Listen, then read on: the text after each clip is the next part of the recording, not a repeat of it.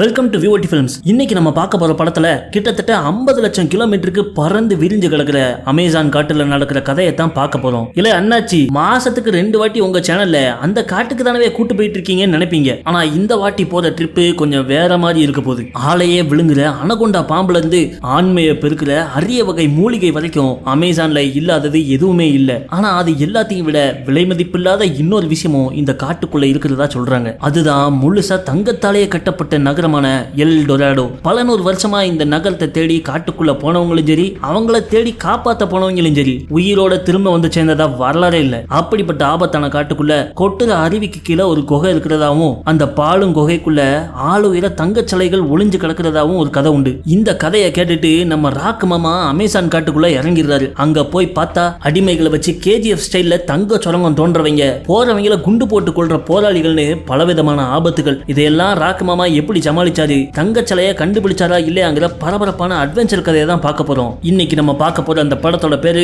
தி run down. படத்தோட முதல் சீன்லயே டங்கு டங்குன்னு பாட்டு போட்டு ஆடிட்டு இருக்கிற ஒரு டிஜே பார்ட்டிக்கு நம்ம தலை ராக்கு போறாப்ல. நமக்கு தான் இவர் தலை ராக்கு. அந்த ஊர்ல இவர் ஒரு சாதாரண ஆளுதான். அந்த பார்ட்டி நடக்கிற இடத்துக்குள்ள அந்த நாட்டுடைய மிகச்சிறந்த ரக்பி வீரர்கள்லாம் உட்காந்து குட்டிகளோட கும்மால அடிச்சுக்கிட்டு இருக்காங்க. ஒவ்வொருத்தன் ஆம்சம் மாட்டு தண்டிக்கு இருக்கு. அதுல டாப் பிளேயரான மொட்டையன் ஒருத்தன் கையில கிளாஸ் வச்சுக்கிட்டு 4 பொண்ணுகளோட உட்காந்து பேசிக்கிட்டு இருக்க. அவன் கிட்ட நம்ம தலை போய் நிக்கவும் ராக்க வெயிட்னு நினைச்சுக்கிட்டு 2 பிளேட் சில்லி சிக்கன் ஆர்டர் கொடுக்குறான். ஐயோ சார், நான் அதுக்கு வரல அப்படின்னு சொல்லுவோம். ஓ ஃபேனா, ஆட்டோகிராஃப் வேணுமா அப்படின்னு பக்கத்துல உள்ள டிஷ்யூ பேப்பர்ல ஆட்டோகிராஃபா போட்டு கொடுக்கான். அதை பார்த்து கடுப்பான நம்ம தலை ராக்கோ பக்கத்துல உட்காந்து, அண்ணே நான் எதுக்கு வந்திருக்கேன்னா, 2 மாசத்துக்கு முன்னாடி எனக்கு தெரிஞ்ச ஒரு ஆள்கிட்ட நீங்க பெட்டு வச்சீங்க, தோத்துட்டு $50,000 கொடுக்காம அப்படியே அபேஸ் ஆயிட்டீங்க. என் பாஸ் அதை உங்ககிட்ட வாங்கிட்டு வர சொல்லியிருக்காரு, அதுக்காக தான் வந்தேன் அப்படின்னு சொல்லவும், புரியுதுப்பா, உங்க பாஸ் நான் நாளைக்கு நேரில் வந்து பார்க்கேன், இப்போ நீ கிளம்பி போ அப்படிங்க. ஆனா ராக்கோ முடியாது, ஒண்ணு காசை கொடுங்க, இல்ல கையில போட்டுக்கிற அந்த மோதிரத்தை கொடுங்க அப்படின்னு கேட்கான். இவன் சொல்லு பேச்சு கேட்காம திரும்ப திரும்ப மோதிரத்தை கேட்கானு அந்த மொட்டை எனக்கு வெளியாயிருது. கையில வச்சிருந்த சரக்கை நம்ம ராக்கு மூஞ்சில பொழிச்சுன்னு வீசிடுறான். அதை பார்த்த உடனே சுத்தி இருக்கிற மொட்டையனோட அடியாட்கள்லாம் அப்படியே முறு கேட்டு வராங்க. நம்ம ராக்கு ஒண்ணுமே பேசாம நேரா எந்திரிச்சு பாத்ரூமுக்கு வந்து அவனோட பாஸுக்கு போனை போடுறான். பாஸோ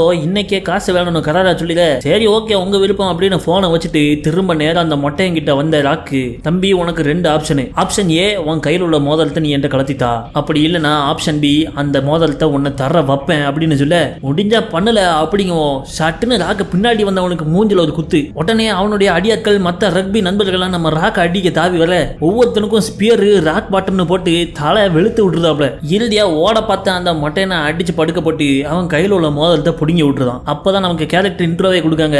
இந்த படத்துல நம்ம தலை ராக்கோட பேரு பெக்கு. யாராவது எவனுக்காவது கடன் கொடுத்துட்டு அதை திரும்ப தரலனா அதை திரும்ப வாங்கி கொண்டு வர்றதுல எக்ஸ்பர்ட் தான் நம்ம தலை. இந்த காசை வட்டிக்கு கொடுக்குற பெரிய தாதாக்கள், பந்தயம் வைக்கிற மாமாக்கள்னு யாராருக்கெல்லாம் தேவையோ அவங்ககிட்ட கமிஷனை வாங்கிட்டு அவங்க காசை மீட்டு கொடுக்கறதான் நம்ம பெக்கோட வேலையே. எல்லாவனையும் அடிச்சு மலத்திட்டு அந்த மோதிரத்தை பிடிங்கிட்டு வெளியே வந்து கார்ல ஏற போறாரு. அப்ப திடீர்னு எங்க இருந்தோ ஒரு ரப்பர் புல்லட் பறந்து வந்து கையில அடிக்குது. கையை பிடிச்சிட்டு கீழே விழுந்து அடுத்த செகண்ட் இன்னொரு ரப்பர் புல்லட் நெத்தில அடிச்சு படுக்க போட்டுருது. பார்த்தா பக்கத்து கால் கிட்ட நின்று இருந்த ஒருத்தன் துப்பாக்கியால ரப்பர் புல்லட் வச்சு தாக்கி நம்ம தலை கையில உள்ள அந்த மோதிரத்தை பிடிக்கிட்டு போயிடுறான். கடுப்பான ராக்கு அங்கிருந்து எந்திரிச்சு நேரா இவனை காசை மீட்டு வர சொல்லி அனுப்பினானே ஒரு தாதா அவனோட வீட்டுக்கு போய், மால்ட்டினை எதுக்குவே அனுப்புனீங்க அப்படின்னு கேட்க, அவனை சும்மா பேக்கப் தான் அனுப்புனேன், அவன் அவன்கிட்ட இருந்து புடிங்கிட்டு போயிட்டானுக்கும் அப்படின்னு சிரிச்சுட்டு நக்கலா சொல்றான். ஆனா அதை கேட்டு கடுப்பான நம்ம தலை ராக்கோ, என் காசை நீங்க என்கிட்ட கொடுங்க, இந்த வாழ்க்கையை நான் வாழ்ந்தது போதும், நீங்க பிடிச்சு வச்சிருக்கிற என்னோட ரெஸ்டாரண்ட்டை மீட்டு நான் நிம்மதியான வாழ்க்கை வாழ போறேன் அப்படிங்க.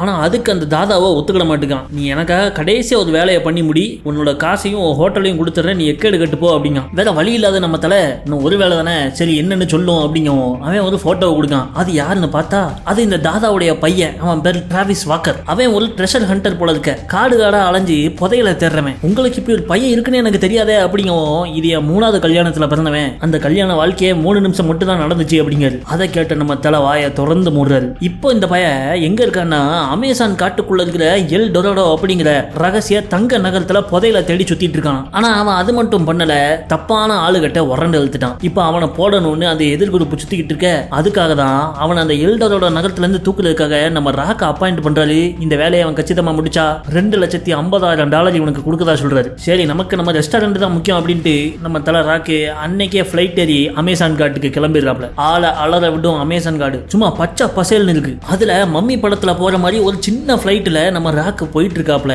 அந்த பிளைட் பைலட் பேர் பல்லாங்குழி பாலாஜி. ஏன்னா அவன் பள்ளி எல்லாமே முன்ன பின்ன கிடக்கும், ஆளு பேசுறதும் ஒரு டோன்ல தான் பேசுவான். அமேசான் காட்டுக்குள்ள அவங்க இறங்க வேண்டிய இடத்துக்கு வந்துடுறாங்க. ஆனா ஆனா இறங்க முடியல. ஏன்னு பார்த்தா பிளைட் இறங்குற இடத்துல கூட்டமா மாடுகள் நின்றுகிட்டு இருக்கு. உடனே இந்த பல்லாங்குழி பாலாஜி பிளைட் நேரா மாடு மேல மோதல மாதிரி எட்டு போய் அதுக்குள்ள மிரட்டி விரட்டி விட்டுட்டு அதுக்கப்புறம் ஸ்டைலா ஸ்கட் அடிச்சு லேண்ட் பண்றான். பிறகு அங்க இருந்து ஜீப் எடுத்துக்கிட்டு எல்டரோட ஊருக்கு கூட்டு போறான். அந்த ஊருக்கு போறதுக்கும் வெளியே வர்றதுக்கும் இந்த ஒரே ஒரு ரோடு தான், வேற ரோடு எதுவும் கிடையாதா அப்படின்னு கேட்டா போனா செத்துருவே அப்படிங்க. இந்த காட்டுக்குள்ள ரெபல்ஸ் சொல்லப்படுற புரட்சி படை ஒருத்தங்க இருக்காங்களாம். அவங்க கையில மாட்டின காலை விரிச்சு கறந்து விட்டுருவாங்க அப்படிங்க. அவங்க மட்டும் இல்ல, கொடூரமான பூச்சிகள், விஷ தவளைகள், அனகொண்டா பாம்புகள்னு இந்த காடே ஒரு ஆபத்து கூடு. அண்ணன் சொல்லாம எங்கேயும் போயிடாது அப்படின்னு ராக்கிட்ட சொல்ல எதிரில் ஒரு ட்ரக் ஒண்ணு வருது. அதுல ஏகப்பட்ட அடிமைகள் உட்காந்து கூட்டு வரப்படுறாங்க. இவங்கெல்லாம் யாருன்னு பார்த்தா இந்த எல்டரோட ஊர்ல தங்க சுரங்கத்துல அடிமைகளா வச்சு வேலை பார்க்கறவங்க. அவங்க கண்ணில் உள்ள துயரத்தை பார்த்து நம்ம ராக்கு ஸ்டன் ஆகி நிக்க அதை பார்த்த பல்லாங்குழி பாலாஜி நரகம்னு ஒரு இடம் இருந்தனா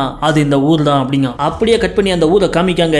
அது ஒரு சின்ன கிராமம், குட்டி குட்டி கடைகள். அந்த ஊருக்கு தனியா இருக்கிற ஒரே ஒரு பார். அந்த பாருக்குள்ள போறான் அந்த தாதாவுடைய பையன் டிராவிஸ் வாக்கர். கையில ஒரு பூங்கத்தை கொண்டுட்டு உள்ள போனவன் நேரா அந்த பார்ல வேலை பார்க்கிற பார்டெண்டர் பொண்ணான மரியானாட்ட போயிட்டு இந்த பூவை இதுக்கு முன்னாடி உலகத்துல யாருமே கண்டுபிடிச்சது கிடையாது, இதை கண்டுபிடிச்ச முதல் அறிவியல் விஞ்ஞானி நான் தான், அதனால இந்த பூவுக்கு உலகத்திலே அழகான உன்னோட பேரை சூட்டுறன்னு ஒரு பெரிய ஐஸா போடுறான். என்ன ஐஸ் ரொம்ப ஒழுகுது, என்ன விஷயம் அப்படின்னு கேட்டா இவனுக்கு ஒரு போட்டு வேணுமா, இவளோட அங்கிளோட போட்டு. இவ்வளவு வாங்க முடியாதுன்னு கொஞ்சம் சீனை போட இறுதியா அவன் இவ்வளவு வருஷமா அவன் தேடிக்கிட்டு இருந்த அந்த புதையலான கேட்டோ அப்படிங்கிற விஷயத்தை எங்க இருக்குங்கிறத கண்டுபிடிச்சிட்டான் போல இருக்க. அதை எடுக்கிறதுக்காக தான் படகு வேணும்னு கேட்கான். நீ உண்மையா சொல்ற அப்படின்னு ஷாக்கான இவ அந்த கேட்டோங்கிற புதையல் எவ்வளவு காசுக்கு போகும்னு கேட்கா.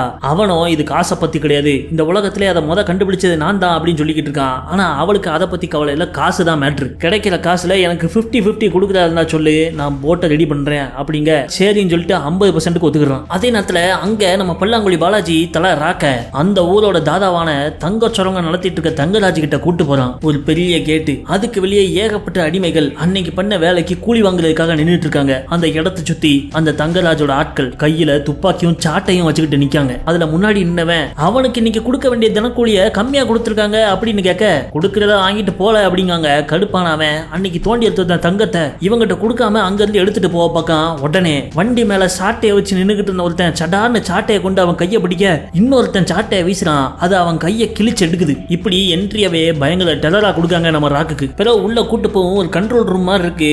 அங்க உட்காந்துக்கிட்டு அங்க நடக்கிற எல்லா வேலைகளையும் சிசிடிவி கேமரா மூலமா கண்காணிச்சுக்கிட்டு இருக்கான் அந்த உள்ளூர் தாதா. இவன் தான் இந்த எல்டரோட நகரத்தை குடுமையை பிடிச்சு ஆட்டிக்கிட்டு இருக்கிற ரவுடி, பேரு ஹேச்சர். நம்ம ராக் உள்ள வரவுமே வாப்பா பக்கு என்ன விஷயமா வந்திருக்கு அப்படிங்க.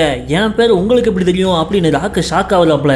உன் சைஸ்ல ஒரு ஆள் இந்த ஊருக்குள்ள வரான்னா அவன் யார் என்னன்னு எனக்கு தெரியாதுன்னு நினைக்கியா, உன் ஜாதகமே எனக்கு தெரியும், எதுக்கு வந்திருக்க அப்படிங்க. இவன் டிராவிஸ் வாக்கரோட போட்டோவை காமிச்சு இவனை தெரியுமா அப்படின்னு கேட்கவும் ஆமா என்னோட சுரங்கத்துல அங்கங்க தோண்டிக்கிட்டு கிடப்பான், நானும் சரி தோண்டிக்கோன்னு விட்டுட்டேன். ஏன்னு கேட்டா அவன் கண்டுபிடிக்கிற பொருட்களோட மதிப்புல 60% இவருக்கு வந்துருமா. அப்படி ஒரு டீல் போட்டிருக்கனால டிராவிஸ் வாக்கரை ஃப்ரீயா அவரோட சுரங்கத்திலையும் இந்த அமேசான் காட்டுக்குள்ளேயும் சுத்த விட்டுருக்காரு. ஆனா இப்போ நம்ம ராக் வந்து அவனை கூட்டு போக வந்திருக்கேன் அப்படிங்க. அதுக்கு ஏன் என்கிட்ட வந்து பேசிட்டு இருக்க அப்படின்னு கேட்டா யாராவது வீட்டுக்கு போனா அவங்க சம்மதம் இல்லாம அவங்க ஃப்ரிட்ஜை திறந்து ஒரு பொருளை எடுக்க மாட்டேன் அப்படிங்க. அதை கேட்ட ஹேச்சலுக்கு வெறி ஆயிடுது. இவனோட இந்த எல்டரோட ஊரை ஒரு ஃப்ரிட்ஜ் கூட கம்பேர் பண்ற அப்படின்னு அந்த கண்ட்ரோல் ரூமோட பின்வாசலுக்கு கூட்டு போனவரு அங்க இருந்து அந்த தங்க சுரங்கத்தை காமிக்காது. அமேசான் காட்டு மலையவே கொடைஞ்சு சுமார் 50,000 பேரு ஜாம்பிகள் மாதிரி தங்கத்தை தேடிக்கிட்டு இருக்காங்க. அதை பார்த்த உடனே தான் ராக்குக்கு புரியுது இவன் வெளிநாட்டு கேஜிஎஃப்க்கு வந்திருக்கான்னு. சரி அந்த பையனை எதுக்கு தேடி வந்திருக்க அப்படின்னு கேட்டா அவனை வீட்டுக்கு கூட்டு போக வந்திருக்கேன் அப்படிங்கவும் அதுக்கு கொஞ்சம் செலவாமேங்காரு. என்னன்னு கேட்டா $10,000 வேணுமா. சரி அளவு போனா போதுன்னு சொல்லிட்டு அதை கொடுத்துட்டு அவரோட பெர்மிஷனை வாங்கிட்டு இவன் டிராவிஸ் வாக்கரை தேடி அந்த எல்டரோட கிராமத்துக்குள்ள போறான். அங்க நம்ம பார்டெண்டர் பொண்ணு மரியானா நின்னுகிட்டு இருக்க. அவட்ட போய் பேச்சு கொடுக்கான். கரெக்டா அப்போ டிராவிஸ் வாக்கர் பக்கத்து ரூம்குள்ள இருந்து வெளியே வரான். அப்போ நம்ம மரியானா ராக்கிட்ட எதுக்காக இங்க வந்திருக்கிய அப்படிங்க. நான் ஒருத்தனை தேடி வந்திருக்கேன், அவன் பேர் டிராவிஸ் வாக்கர் அப்படின்னு சொல்லவும் அதை கேட்ட அவனும் நேரா நம்ம ராக்கிட்ட வந்துட்டு ஆனா யார் நீங்க, என்ன வேணும், இங்க வந்து ஏன் பேர் சொல்லிட்டு இருக்கீங்க அப்படின்னு கேட்கான். அவன்கிட்ட திரும்பின தலையோ உனக்கு 2 ஆப்ஷன் கொடுக்கேன். ஆப்ஷன் ஏ நம்ம 2 பேரும் ஜாலியா டூயட் பாடிட்டு இந்த ஊரை விட்டு கிளம்பி போறது. சரி ஆப்ஷன் பி என்னன்னு கேட்டா நான் உன்னை கிளப்பி கூட்டு போறது அப்படிங்கிறது. அவன் உடனே ஆப்ஷன் சி அப்படிங்க. ஆப்ஷன் சியே கிடையாது சின்ன பையல அப்படின்னு சொல்லிட்டு அவனை அடிச்சு கீழே படுக போட்டு அவன் கையில விளங்க மாட்டேறாப்ல. ஆனா அவனை அந்த இடத்தை விட்டு கூட்டு போறதுக்கு முன்னாடியே அந்த பார்க்குள்ள வந்து ரவுண்ட போடுறாங்க ஹேச்சரும் அவனோட ஆளுங்களும். நீங்க கேட்ட $10,000 தான் கொடுத்துட்டேனே அப்படின்னு பார்த்தனா இவன் அந்த கேட்டோங்கிற புதையலை கண்டுபிடிச்சிட்டாங்கிற விஷயம் நம்ம ஹேச்சருக்கு எப்படியோ தெரிஞ்சுட்டு அதை அவன் என்கிட்ட ஒப்படைக்காம இந்த ஊரை விட்டு அவன் எங்கேயுமே போக முடியாது அப்படின்னு சொல்ல என்னையா $10,000 காசை வாங்கிட்டு இப்படி சொல்ற அப்படின்னு கேட்டனா அது என்ன வந்து பார்த்ததுக்கான விசிட்டிங் சார்ஜ்னு வச்சுக்கோ அப்படிங்க. ராக்கு சூடாயிடுறான். அப்ப சடன்னு ஹேச்சரோட ஆளு ஒருத்தன் துப்பாக்கி எடுத்து சுட வாக்குற கீழே தள்ளி விட்டு டேபிள் பின்னாடி ஓடி ஜம்ப் அடிச்ச நம்ம ராக்கு அங்க இருந்து ஒவ்வொருத்தரையும் மட்டும் அடிக்க ஆரம்பிச்சிடறான். பிறகு அப்படி இப்படி ஜம்ப் அடிச்சு பெல்ட் அடிச்சு உருண்டு பிறந்து அங்க இருக்கிற எல்லாவனையும் அடிச்சு போட்டு அவன்கிட்ட உள்ள துப்பாக்கி அப்படிங்கி ஹேச்சருக்கும் வைக்க அந்த ஊர் தாதா அரண்டு போயிடுறான். ஆனா நம்ம ராக்குக்கு துப்பாக்கிகளை பயன்படுத்தவே பிடிக்காது. அதனால குண்டை வெளியெடுத்துட்டு அவன் துப்பாக்கி தூக்கி வீசிடவும் அங்க ஹேச்சரோட சாட்டை அடியாள்கள் வந்துடுறாங்க. அவசரப்பட்டு துப்பாக்கியை கீழே போட்டியப்பா அப்படின்னு சொல்லிட்டு அவன் சாட்டை நம்ம ராக் நோக்கி வீச டேபிளை தூக்கி வீசிட்டு சாட்டை அடிபட்டு அது பொழந்த கேப்ல நம்ம டிராவிஸ் வாக்கரை கூப்பிட்டு ராக்கு வெளியே ஓடிடுறான். அங்க ரெடியா இருந்த ஜீப்ல ஏறி டிராவிஸ் வாக்கரை கூப்பிட்டு இவன் நேரா பிளைட் இருக்கிற இடத்தை நோக்கி போய்கிட்டு இருக்க. டிராவிஸ் என்னென்னமோ சொல்லி நம்ம ஆளு மண்டைய கழுவு பார்க்கான். ஆனா ராக்கு நீ கோடி ரூபா கொடுத்தாலும் அது நடக்க போதே கிடையாது, உங்க அப்பன்ட்ட போய் உன்னை ஒப்படைக்கிறதான் என்னுடைய ஒரே மிஷன் அப்படின்னு சொல்லிட்டு போயிட்டு இருக்க. அப்ப சாவல அப்படின்ட்டு சட்டுன்னு ஸ்டியரிங்கை தட்டி விட்டுதான் அவன் கரெக்டா ஒரு மலை உச்சியில போயிட்டு இருக்கப்போம். ஸ்டியரிங் திரும்பி ஜீப்போட சேர்ந்து ரெண்டு பேரும் அந்த மலை உச்சில இருந்து பறக்குறாங்க. உடனே டிராவிஸ் ஒரு பக்கம் ராக் ஒரு பக்கம் தாவித ரெண்டு பேரும் அந்த மலை குன்றுல விழுந்து உருள்றாங்க. தமிழ்னு மலை மேல இருந்து 1 கிலோமீட்டர் 2 கிலோமீட்டர் விழுந்து கண்ட இடத்துல அடி வாங்கி இறுதியா ஒரு ஆத்துல போய் பொந்துன்னு விழுறாங்க. இவங்க விழுந்த அடுத்த 5 செகண்ட்லயே நம்ம ராக்கு இரவல் வாங்கிட்டு வந்திருந்த ஜீப்பும் சப்பி போட்ட தகடு மாதிரி மலை மேல இருந்து உருண்டு அதே ஆத்துக்குள்ள வந்து விழுது. கை காலம் அடிபட்டு ராக்கு கீழே கிடக்க டிராவிஸ் உடனே ஓடி வந்து ராக்கு சட்டப்பையில இருந்த இவன் விலங்குக்கான சாவி எடுத்து அதை அவுத்துட்டு காடு வழியா எஸ்கேப் ஆகி ஓட பார்க்கான். இவனை விட்டுறக்கூடாதுன்னு சொல்லிட்டு நொண்டி ராக்கு பின்னாடியே விரட்டிட்டு வராப்புல 10 அடி எடுத்து வைக்கிறதுலயும் அவனை படுக்க போட்டு கையில விளங்க மாட்டேறாரு. அவனும் கேட்டோ கீட்டோ தங்க போதையிலும் இதையோ சொல்லி நம்ம ராக்கு மனசை மாத்த பார்க்கான். ஆனா தலை வந்த மிஷனை முடிக்கணுங்கிற வெளியில இருக்காப்ல. இந்த பக்கம் ஹேச்சரும் அவன் ஆளுங்களும் இவங்களை தேடி வந்துடுறாங்க. அங்க மலை உச்சியில இருந்து இந்த அமேசான் காட்டுக்குள்ள எங்க போய் தேட அப்படின்னு முடிச்சுக்கிட்டு இருக்க. இப்படி நம்மளை ஏமாத்திட்டு போயிட்டானே அப்படின்ட்டு ஹேச்சரோட தம்பி தங்கராஜ் துப்பாக்கி எடுத்து ஆளில்லா மலை பள்ளத்தாக்க பார்த்து டம்னு சொல்றான். அதை பார்த்த ஹேச்சரு தம்பி வெறியா இருக்கான். இந்த வெறியோட வேட்டையில இறங்கிட வேண்டியதான்ட்டு ஜீப் எடுத்துட்டு கிளம்புறாங்க. அப்போ கீழே நம்ம தலை ராக்கும் டிராவிஸ் வாக்கரும் காட்டுக்குள்ள நடந்து போயிட்டு இருக்கப்போ எதுக்கு நீங்க இன்னைக்கு துப்பாக்கி இருந்தா அவங்களை சுடல அப்படின்னு கேட்க நம்ம ஆளுக்கு துப்பாக்கினாலே பிடிக்காதாமா. நான் கையில துப்பாக்கி எடுத்துனா ஏகப்பட்ட கோரமான விஷயங்கள்லாம் நடக்கும், அது நடக்கிறதுல எனக்கு விருப்பம் இல்ல, அதனாலதான் எனக்கு துப்பாக்கி பிடிக்காதுன்னு சொல்லி முடிச்சிடறாப்ல. பிறகு அவங்க அப்படியே நடந்து போய்கிட்டே இருக்காங்க. திடீர்னு டிராவிஸ் நின்றுதான் நவள மாட்டுக்கான். எனக்கு ஒண்ணுக்கு வருது, அதுவும் முட்டிக்கிட்டு வருது அப்படிங்க. அதுக்குன்னு உன் கை வளங்களாம் அவுத்து விட முடியாது, நடந்துகிட்டே அப்படி பேண்ட்ல போய்க்கோ அப்படின்னு ராக்க சொல்ல இல்ல முடியாது, நான் ஒண்ணுக்கு இருந்துட்டு தான் வருவேங்க, அதையும் மீறி நீ என்ன தூக்கிட்டு போனா உன் தலையிலேயே ஒண்ணு கடிச்சிருவேன்னு மிரட்டுறான். சரின்னு வேற வழி இல்லாம ராக்கு போய் அவன் சிப்ப திறந்து விடுறான். சிப்ப திறந்து விட்டதோடு இல்லாம சட்டியை வரை இழுத்து விட சொல்றான். அவன் செவ்டாக்ல 4 இழு இழுத்துருவேன், ஒழுங்க ஒண்ணுக்கு போல அப்படின்னு சொல்ல இவன் எப்படியோ தன்னாலேயே குதிச்சு தம்பியை வெளியே கொண்டு வந்து பிசடிக்க ஆரம்பிச்சிடறான். அப்ப நம்ம ராக்கு சரி நம்ம சட்டையை கலத்திட்டு கொஞ்ச நேரம் உட்காருவோம் அப்படின்னு சொல்லிட்டு முன்னாடி ஒரு அடி எடுத்து வைக்காப்ல ஏதோ ஒரு பொறியில காலை வச்சிருக்காரு.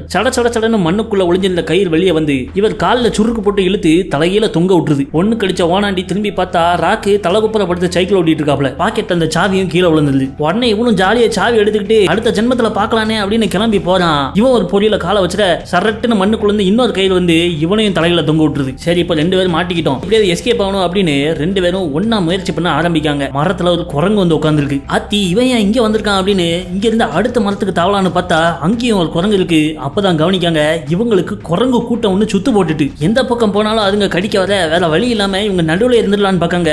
ஆனா அதையும் விடாம ஒரு குரங்கு நேரா நம்ம ராக்கு மூஞ்சிலே ஜம்ப் அடிச்சு அதோட சாமான நம்ம ராக்கு வாயில விட்டு தீட்ட ஆரம்பிச்சிருது. அதை சுத்தி நிக்கிற மத்த குரங்குகள் எல்லாம் ஜாலியா பார்த்து கைத்தட்டி ஆர்ப்பரிக்க எந்த காட்டுக்குள்ள என்ன கூட்டு வந்த அப்படின்ட்டு ராக்கு தன்னால கண்ணீர் விட்டுக்கிட்டு இருக்க. அப்ப டம்முன்னு ஒரு துப்பாக்கி சத்தம் கேக்கு. அந்த சத்தம் கேட்ட உடனே குரங்குகள்லாம் அங்கிருந்து தெரிச்சு ஓடிடுதுங்க. யாருன்னு பார்த்தா அந்த காட்டுக்குள்ள இருக்கிற ரெபல்ஸ், அதாவது அந்த ஊரோட புரட்சி படை அங்க வந்துடுறாங்க. அவ்வளவுதான் இவங்களை பிடிச்சி அவங்களோட அட்டிக்கு இட்டுன்னு போயிடுறாங்க. இவனுங்களை பார்த்தா இதுக்கு அந்த குரங்குகளே பரவாயில்லன்னு தோணுது. இவங்க 2 பேரையும் ஒரு மரத்துல கட்டி வச்சிருக்க அந்த கூட்டத்தோட தலைவன் எந்திரிச்சு வரான். அப்ப நம்ம டிராவிஸ் தலை ராக்கிட்ட அண்ணே இவங்களை பத்தி எனக்கு நல்லா தெரியும், அவங்க என்ன பண்ணாலும் விடாம கண் எடுக்காம அவங்கள முறைச்சு பார்த்துக்கிட்டே இருங்க அப்படிங்க. அப்போ அந்த கூட்ட தலைவன் வரவும் நம்ம டிராவிஸ் அவங்களோட பாஷையிலே அவன்கிட்ட பேசுறான். என்ன அந்த மொழியெல்லாம் பேசலாம் அப்படின்னு ராக்கு திரும்பி பார்க்க, ஆனா நம்ம பயலோ அவங்க பாஷையில நைஸ் போல இந்த என் பக்கத்துல இருக்கானே இவன் ஹேச்சரோட அடியால் தான், உங்களை கொல்றதுக்காக தான் ஹேச்சர் இவனுக்கு காசு கொடுத்து அனுப்பி விட்டுருக்கான் அப்படின்னு பொய் தகவலை சொன்னது மட்டும் இல்லாம இன்னும் இல்லாத பொல்லாதெல்லாம் சொல்லி விட்டுருதான். அது தெரியாம ராக்கு வேற முறைச்சுக்கிட்டே இருக்க எல்லாவனும் துப்பாக்கி சாமானெல்லாம் உருவிடுறாங்க. வெறியானவங்க ராக்கு கட்ட அவுத்து விட்டு அவங்க கூட ஆயுதமே இல்லாம கை சண்டை போடுறதுக்கு இறங்கிடுறாங்க. அதுலயும் அந்த கூட்ட தலைவன் புரூஸ்லியோட பெரிய பாப்பா இருப்பான் போல இருக்க. மரத்துல இருந்து கயிறு பிடிச்சு அங்கிட்டு இங்கு தாவி அடிக்கான். அவன் அடிக்கிற ஒவ்வொரு அடியும் இடி மாதிரி இறங்குது. ஆளு கட்டையா இருந்தாலும் கட்டுமஸ்டா இருக்கான். ராக்கு திரும்ப அடிக்கிறதுக்கு ஒரு வாய்ப்பு கூட கொடுக்க மாட்டேங்கான். இது போதாதைக்கு அப்பப்ப மரத்த மேல இருந்து 2-3 பேரை தாய் வந்து ராக்க மிதிச்சு பறக்க விட எல்லாருமே சேர்ந்து ராக்க துவச்சி தூக்கி வீசிடுறாங்க. ஆனா நம்ம ராக்கோ பாவம் பார்த்தது போதும் பொங்கி எழுல அப்படின்னு சொல்லிட்டு திரும்ப எந்திரிச்சு வந்து இவனை அடிச்ச எல்லாரையும் அடிச்சு தூக்கி போட்டு அந்த கூட்டத்தலைவன் குட்டையா இருக்கானே அவனை படுக்க போட்டு கத்தியா வாங்கிடுறான். கரெக்டா அப்ப துப்பாக்கி சுட்டுட்டு யாரும் உள்ள வராங்க. யாருன்னு பார்த்தா நம்ம மரியானா. ரத்த பூமிக்குள்ள இவ என்ன பண்றா அப்படின்னு பார்த்தா இவதான் இந்த புரட்சி படைக்கு கூட்டத்துறைக்கே தலைவி. இல்ல இந்த மொட்டாளு நல்ல ஆளுதான், அங்க இருக்கான் பாரு டிராவிஸ், அவன் தான் கண்டபடி ஏதோ சொல்லி உங்களை குழப்பி விட்டுருப்பான் அப்படின்னு சொல்லி சண்டையை பிரிச்சு விடுறான். பிறகு நைட்டு எல்லாரும் உட்காந்து ஒன்னா சாப்பிடுறாங்க. அப்பதான் நம்ம மரியானா இவங்க ஊர் ஆட்களை இந்த ஹேச்சர் வந்து எப்படி அடிமைப்படுத்தி அவங்கள கொத்தடிமைகளா இந்த தங்க சுரங்கத்துல மலையை குடைஞ்சு வேலை வாங்குறானோ அதை நிப்பாட்ட தான் இவங்க போராடிக்கிட்டு இருக்காங்கன்னு சொல்றான். அப்போ அந்த கூட்டத்தலைவன் ஒருத்தன் குட்டையா இருந்தானே, அவன் நம்ம ராக்கு கிட்ட வந்து நீ ஒரு பெரிய வீரன் அப்படின்னு அவன் கழுத்துல போட்டுருக்க சங்கிலியை இவனுக்கு போட்டு விட்டுக்கிட்டு இருக்கான். அப்ப திடீர்னு இங்கே ஒரு துப்பாக்கி சுடுற சத்தம் கேக்கு. என்னன்னு திரும்பி பார்த்தா இவங்க கூட்டத்துல நின்றுட்டு இருந்த ஒருத்தன் பொத்துன்னு செத்து உள்றான். உடனே இவங்க அலர்ட்டான அடுத்த நோண்டி ஹேச்சரோட ஆட்கள் துப்பாக்கியால சுட்டுக்கிட்டே உள்ள பூந்துடுறாங்க. இவங்க 30 பேர் இருப்பாங்க, அவங்க 80 பேர் கிட்ட இருப்பாங்க. ஆக மொத்தத்துல இறுதியா அந்த கூட்டத்துல இருந்து உயிரோட தப்பிச்சது நம்ம ராக்கு, மரியானா, டிராவிஸ் 3 பேர் மட்டும் தான். அங்க இருக்கிற போட் எடுத்துட்டு எஸ்கேப் ஆகி ஓடிடுறாங்க. அதை பார்த்த ஹேச்சரு அவன் டீமை பிரிச்சு அடர்ந்த காட்டுக்குள்ள இறங்கி அவங்களை கண்டுபிடிச்சு கொண்டு வாங்கன்னு அனுப்பி விடுறான். இங்க படகுல போயிட்டு இருந்த நம்ம கூட்டத்துல மரியானா டிராவிஸ்ட ஒழுங்கா நீ என்ன அந்த கேட்டோ புதையல் கிட்ட கூட்டு போ அப்படிங்க. அவன் முடியாதுங்க, சட்னிவை துப்பாக்கி எடுத்து சுட போயிடுறா. உடனே ராக்கு அந்த துப்பாக்கியை புடிங்கி வச்சு இவங்களுக்கு பஞ்சாயத்து பண்ணி விடுறாரு. ஆமா எல்லாரும் ஒரு டீல் வச்சுக்கலாம். டிராவிஸ் ஒன்னு அந்த கேட்டோ புதையலுக்கு கூட்டு போவான். அப்புறம் நீ இந்த காட்டுல விட்டு எப்படி வெளியே போகணுங்கிறத எனக்கு சொன்னா நான் இவனை தூக்கிட்டு ஊருக்கு போயிடுவேன். நீ கேட்டோ புதையலை தூக்கிட்டு உன் வீட்டுக்கு போய்க்கோ அப்படின்னு மரியானாட்ட ஒரு டீலை போடுறான். அவ டீலுக்கு ஓகேன்னு சொல்லிட நம்ம டிராவிஸும் மேப்பை பார்த்து அவங்கள அந்த கேட்டோ இருக்கிற இடத்துக்கு கூட்டு போறான். அங்க இங்க காடு மேடு பள்ளம்லாம் ஏறி இறங்கி இறுதியா ஒரு நீர்வீழ்ச்சி கிட்ட வந்து நிக்காங்க. அதை பார்த்த உடனே நம்ம டிராவிஸ் வாங்க ஒரு ஸ்விம்மிங்க போடுவோம் அப்படின்னு ட்ரெஸ் எல்லாம் ஊத்திட்டு உள்ள குதிச்சிடறான். இன்னும் இவன் புதையலை தேடி வந்திருக்கிற இடத்துல ஸ்விம்மிங் பண்ணணும் உள்ள இறங்கிட்டான் அப்படின்னு அவன்கிட்ட கேட்க இங்க தாங்க புதையலே இருக்கு அப்படின்னு சொல்லிட்டு அவன் நீந்தி போவோம். நம்ம ஆளுகளும் உள்ள இறங்குறதுக்கு தயாராகிறாங்க. அப்ப நம்ம ராக்கும் சட்டை வேண்டெல்லாம் கலத்திக்கிட்டு இருக்க மரியானா நம்ம தலையிட்ட தண்ணிக்குள்ள இருக்கிறவனு ஒண்ணுக்கு அடிச்சிடாத, இந்த தண்ணியில கண்டிரோ அப்படின்னு ஒரு கொடூரமான புழு ஒண்ணு இருக்கு, ஒண்ணுக்கு வாசனை வந்தாலே சர சரன்னு அதுவும் சாமானுக்குள்ள பூந்து உள்ள போயிரும். உள்ள போயிட்டு அதை வெளியே எடுக்க முடியாது, பிறகு சாமான தான் கட் பண்ணி எடுக்கணும் அப்படிங்க. ஆத்தாடி அப்படின்னு கலத்திட்டு இருந்த பேண்ட மேல ஏத்தன ராக்கு ட்ரெஸ்ஸோடய உள்ள பூந்துட்டாரு. இவங்க அந்த தண்ணி வழியா நீந்தி நீர்வீழ்ச்சிக்கு அடியில கூடி போவ அங்க ஒரு ரகசிய குகை இருக்கிற மாதிரி தெரியுது. ஆனா அந்த குகை பல்லாயிரம் வருஷமா மனித கால் தடமே படாத குகை. உள்ள ஏதோ ஆபத்து இருக்கலாம்னு சொல்லிட்டு இவன் ஒரு தீக்குச்சியை பொறுத்துறான். டப்புன்னு காத்துல தீ பிடிச்சு மெல்ல அது ஒரு திரி மாதிரி தீ நவந்து போகுது. ஒன்னும் இல்ல கொஞ்சம் மீத்தேன் கேஸ் இருக்கும் போல இருக்க அப்படின்னு சொல்ல டம்முன்னு அந்த இடமே வெடிக்குது. பார்த்தா அந்த குகை முழுக்கவே மீத்தேன் கேஸ் நிரம்பி இருந்திருக்கு. தீயை பொருத்தாம உள்ள போயிருந்தா மூச்சு முட்டியே செத்து போயிருப்பாங்க. பிறகு இவங்க தண்ணிக்குள்ள இருந்து அந்த குகைக்குள்ள எந்திரிச்சு போய் பார்த்தா ஏகப்பட்ட கம்புகள் நட்டு வச்சிருக்காங்க. அந்த கம்புகளே ஒரு சிறை கதவு மாதிரி இருக்கு. அது என்னன்னு கேட்க அப்பதான் டிராவிஸ் சொல்றான் இது 800 வருஷம் பழைய பூட்டு போல இருக்கு. அந்த காலத்துல புதையலை பாதுகாக்கிறதுக்காக இந்த மாதிரி கம்புகளை நட்டி வச்சு அதுக்கு மேல பாறாங்கல்களை வச்சு பாதுகாத்தாங்களாம். இதுக்கு அங்கிட்டு தான் அந்த கேட் இருக்கணும், இந்த பூட்டை எப்படி திறக்கிறதுன்னு எனக்கு தெரியும் அப்படின்னு சொல்லிட்டு அவன் கீழே பார்க்கலாம். கீழே புலி மாதிரி சில வடிவங்கள் பொறிச்சிருக்கு. ஆக நம்ம இந்த கம்புகளையும் புலி ஷேப்ல நவுட்டி வச்சா இந்த பூட்டு ஓப்பன் ஆயிரும் அப்படின்னு இவன் சொல்ல அதை நம்பி ராக்கு 2 கம்பை நவுட்டுறான். உடனே இருக்கிற கம்புகள்லாம் உடஞ்சி மேல இருந்து பாறாங்கல் விழ ஆரம்பிக்கு. அடங்கொய்யால தப்பா சொல்லிட்டேனா அப்படின்னு சொல்லிட்டு சரி வழி இல்ல குடுகுடுன்னு ஓடி போய் அந்த கேட்டோவை தூக்கிட வேண்டியதானே. அந்த கம்பளுக்குள்ள பூரா மாதிரி நெல்லிஞ்சு புளிஞ்சு போறான். ஓடி போய் அந்த கேட்டோவை கையில எடுக்கவும் ஆள் உயர தங்கச்சலை இருக்குன்னு பார்த்தா அது பூன உயரத்துக்கு இருக்கு. சீக்கிரம் வெளியே ஓடி வாழ வெண்ணமவனே அப்படின்னு ராக்கு கத்துறாரு. ஆனா ஆமால அப்படின்னு இவன் இடிபாடுகளுக்குள்ள ஓடி வரான்.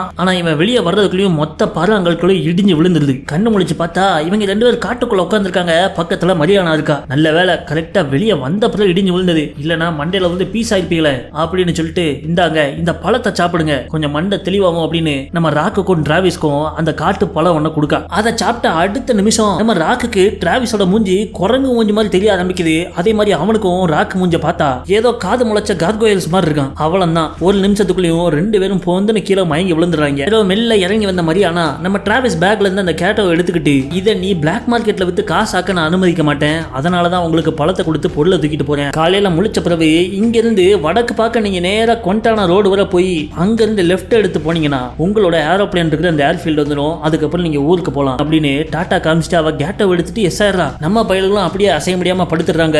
காலையில விடிஞ்சிருது. கொஞ்சம் கொஞ்சமா கை இப்பதான் அசைவு கொடுக்க ஆரம்பிக்கு. ஆனா அப்போன்னு பார்த்து அவங்களுக்கு சனி பிடிச்சு ஆட்டுது போல இருக்க. நம்ம ராக்கு வாயில சாமான திட்டுச்ச அந்த குரங்கு அங்க வந்து நிக்கி. அதை பார்த்த உடனே கண்ணாமொழியெல்லாம் பிரிங்கிருது நம்ம ராக்கு. ஐயோ பக்கத்துல வரானே கையை வர நோட்ட முடியலன்னு சொல்லிட்டு எந்திக்கிறதுக்கு முயற்சி பண்ண அந்த குரங்கு பக்கத்துல வர வர எப்படியோ தானா கையை காலெல்லாம் எழும்பி ஓடலாங்கிட்டுன்னு குரங்க கம்பால அடிச்சு விரட்டிடுறாப்ல. பிறகு அங்க இருந்து நம்ம மரியானா சொன்ன வழிபடி நடந்து வந்தா இல்லையா இவங்க ஏரோப்ளேன் இருக்கிற இடத்துக்கு வந்துடுறாங்க. அங்க நம்ம பல்லாங்குழி பாலாஜி என்னவே போயிட்டு 1 மணி நேரத்துல திரும்பி வந்துடுவான்னு சொன்னீங்க, 2 நாள் ஆளை காணும் அப்படின்னு கேட்க அதான் இப்ப வந்துட்டோம்ல போய் பிளைட் ஆன் பண்ணு அப்படிங்க. ஆனா அவனும் என் ஜீப்பை இரவல் வாங்கி கொண்டு போய் ஆத்துல முக்கிய உனக்கு நான் பிளைட் ஓட்டணுமா அப்படின்னு எடுத்து பேசுறான். ஏன் அந்த ஜீப்புக்கு எவ்வளவு காசானாலும் நான் கொடுத்துறேன், இப்ப உடனே பிளைட் எடு, அந்த ஹேச்சல் பைட்டை மாற்றுறதுக்கு முன்னாடி நாங்க இங்க இருந்து எஸ் ஆகணும் அப்படின்னு சொல்ல கவலைப்படாதீங்க ஹேச்சல் இனிமேலும் உங்களை தேட மாட்டான்னு. ஏன்னு கேட்டா அவன் தேடிக்கிட்டு இருந்த அந்த கேட்டோவை வச்சிருந்த மரியானாவை அவன் காட்டுக்குள்ள காட்டுக்குள்ள ஆளுகளை வச்சு பிடிச்சிட்டான் போல. அவ கையில உள்ள அந்த கேட்டோ தங்க சிலையை எடுத்தது மட்டும் இல்லாம அந்த புரட்சி படையில உள்ள மிச்ச ஆளுங்களா எங்க இருக்காங்கன்னு கேட்டு அவளை சித்திரவதை பண்றான் போல இருக்க. அதை கேட்டு நம்ம ராக்குக்கு